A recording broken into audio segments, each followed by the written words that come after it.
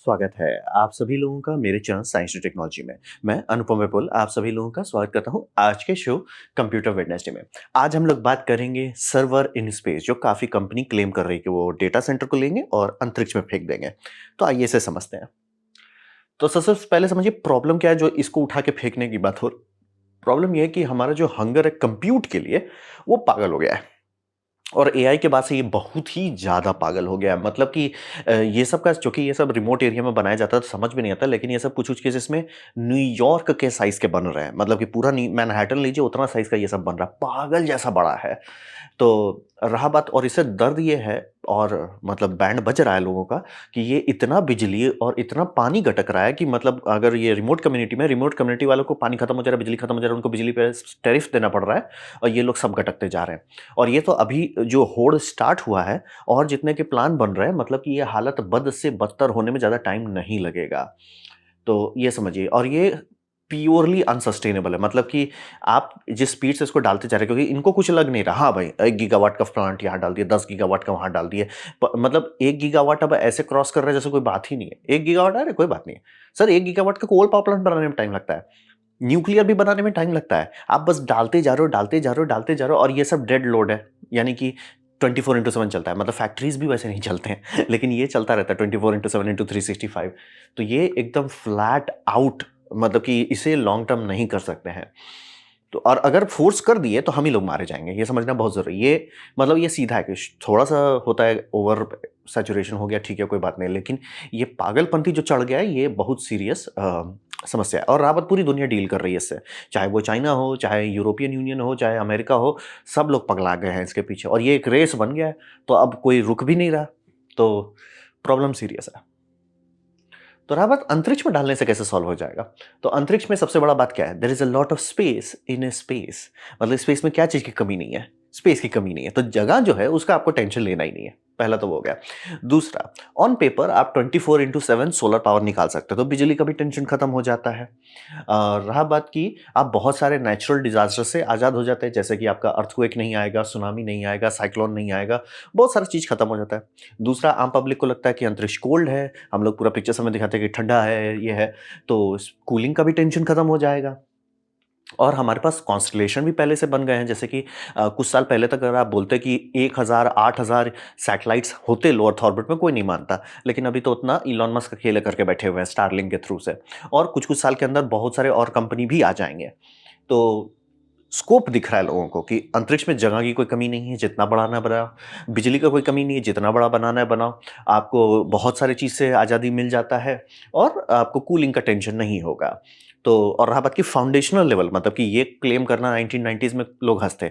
भैया रॉकेट तो सेंड हो नहीं रहा है, लेकिन अब हम लोग उस जगह पे आ रहे हैं जहाँ फाल्कन 9 जैसा हेवी रॉकेट, मतलब वो है सुपर हेवी लिफ्ट नहीं है, लेकिन हेवी है। मतलब 10 ton to low earth orbit heavy में आता है, हल्का चीज़ नहीं है।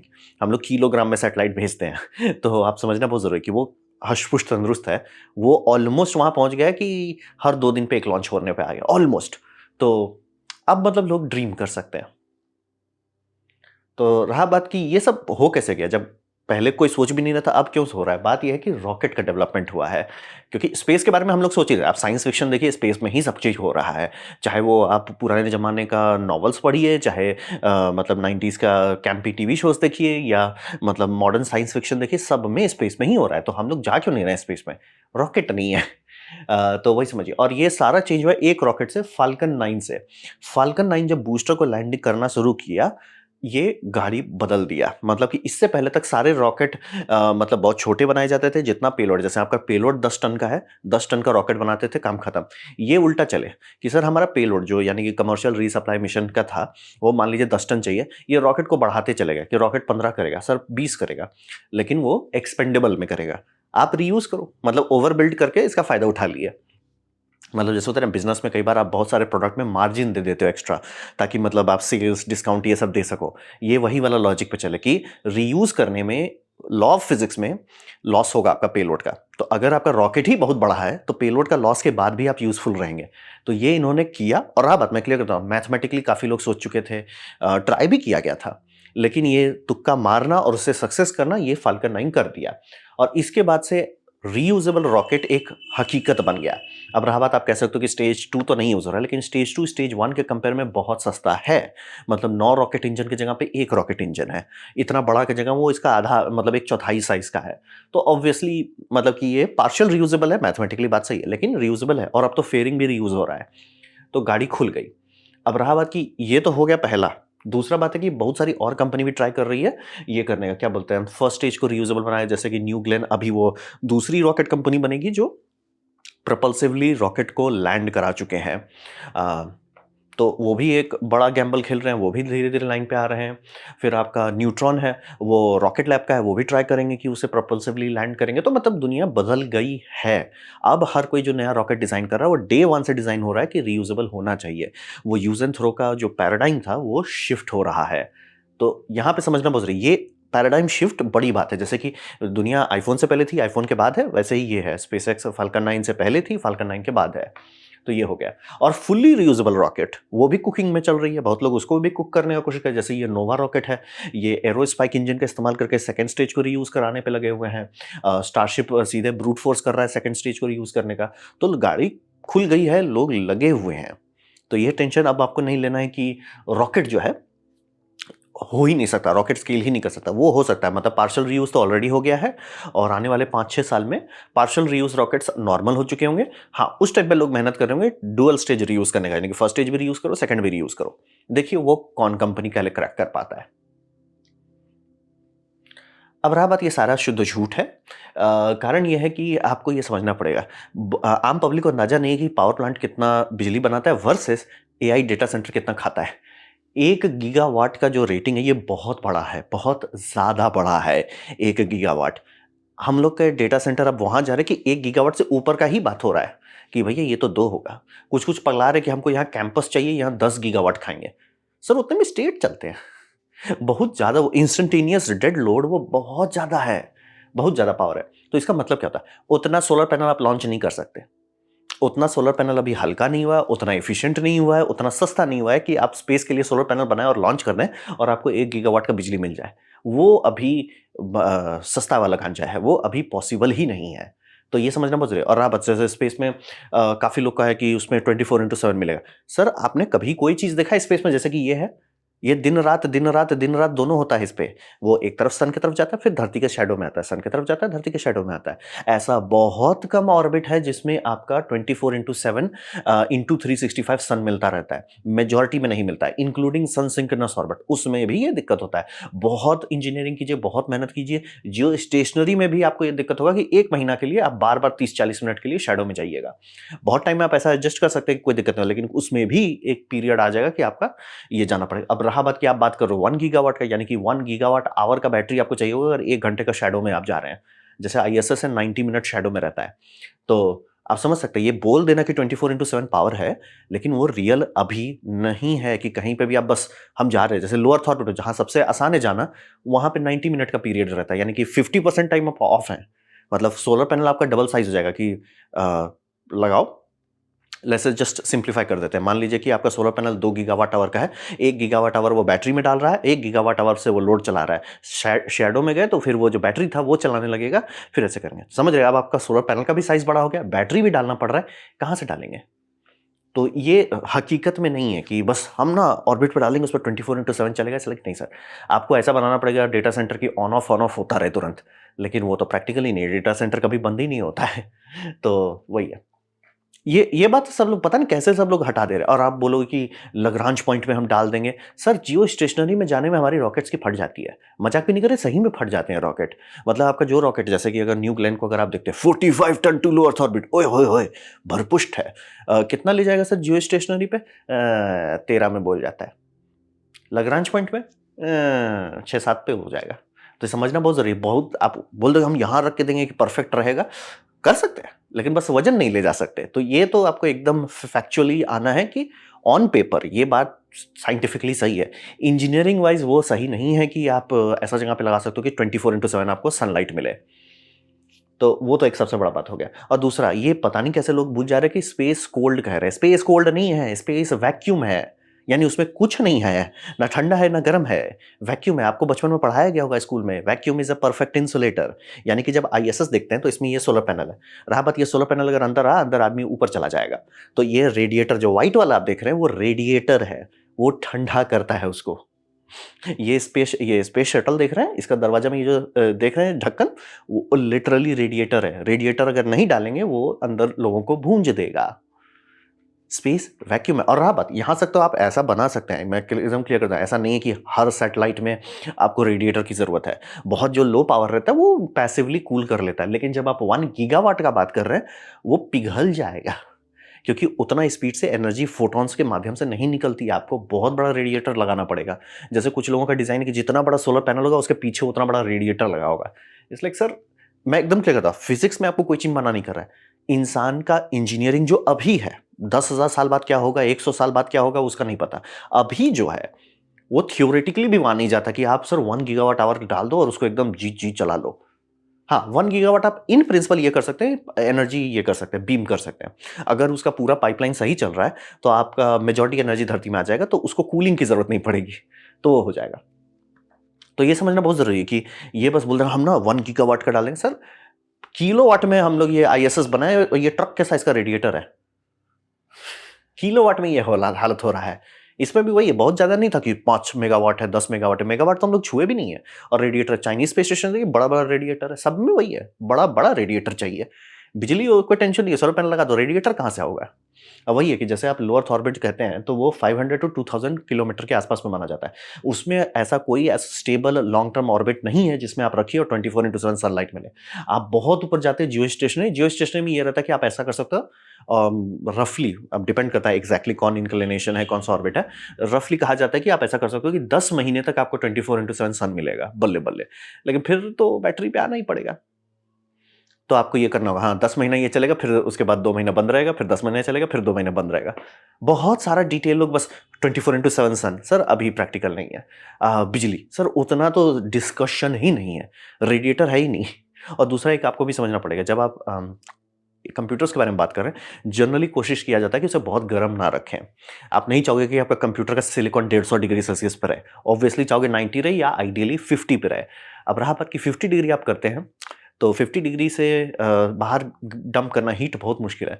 500 डिग्री से बाहर डंप करना आसान है, मतलब आपका टेम्परेचर जितना हाई रहेगा उतना ईजिली एनर्जी बाहर जाएगा। टेम्परेचर कम है यानी कंप्यूटर लो टेम्परेचर है, नहीं जाएगा एनर्जी बाहर, बहुत बड़ा रेडिएटर लगेगा। रेडिएटर का साइज छोटा करने का ऑप्शन वही होता है कि उसका टेम्परेचर बढ़ा दो। अब न्यूक्लियर रिएक्टर 700-800 डिग्री सेल्सियस का चलता है तो उसको ठंडा कर सकते हैं, कंप्यूटर कहाँ से करेंगे।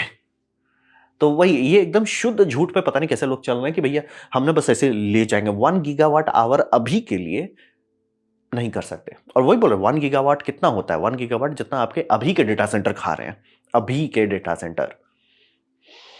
तो मतलब स्केल एकदम बस, हाँ इस पे हम एज कर देंगे, इस पे ये कर देंगे। लाइक सर, रास्पबेरी पाई को आप कंपेयर कर रहे हो H100 से, सर नहीं, मतलब सेम स्केल में नहीं है।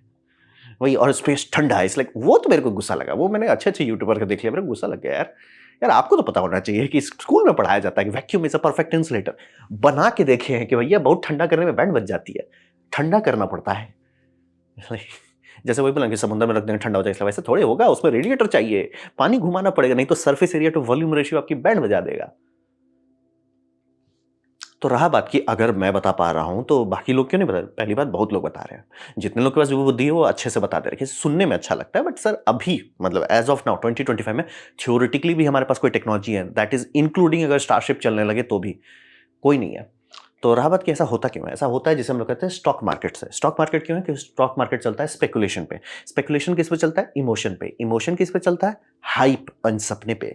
यानी कि लाइन मस्ट गो अप, आप बस हाइप दे दो कि हम ये कर रहे हैं, हम वो कर रहे हैं, हर्षई कर रहे हैं, दीर्घई कर रहे हैं, लोग पैसा देने लगेंगे। ये पैसा देने का मतलब होता है कि स्टॉक्स खरीदने लगता है और धड़धड़ा के वैल्यूएशन बढ़ जाता है, बल्ले बल्ले वो हो जाता है।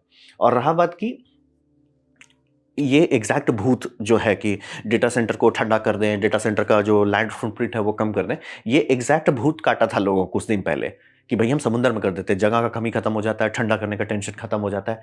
तो इसे अबैंडन क्यों किया गया। अगर आप मेरा ये वाला वीडियो देखें, मैं बता देंगे उतना लॉजिकल नहीं है कि इसको रख दो। इसमें तो एटलीस्ट इनका है कि आप जाके उसको निकाल सकते हैं, सर्विसिंग कर सकते हैं। स्पेस में तो सर्विसिंग नहीं है, स्पेस आपको एक रॉकेट लॉन्च करना पड़ेगा एस्ट्रोनॉट भेजने के लिए। सर सर्विसिंग कैसे करोगे। अब बोलोगे नहीं कभी खराब ही नहीं हुआ, इसलिए ऐसा कोई चीज़ नहीं बना। और रहा बात खराब के बाद, ये इनमें भी वही आया कि बहुत कम मतलब फ़ॉल्ट बहुत कम हो गया, बल्ले-बल्ले। तो दिक्कत है कि सर फ़ॉल्ट कम हो गया, टेक्नोलॉजिकल डेवलपमेंट तो नहीं कम होगा ना। मान लीजिए कि इसमें H100 डालें, एनवीडिया रुका थोड़े रहेगा कि H100 के बाद हम कुछ नहीं बनाएँगे, वो H200 बनाएगा, H300 बनाएगा।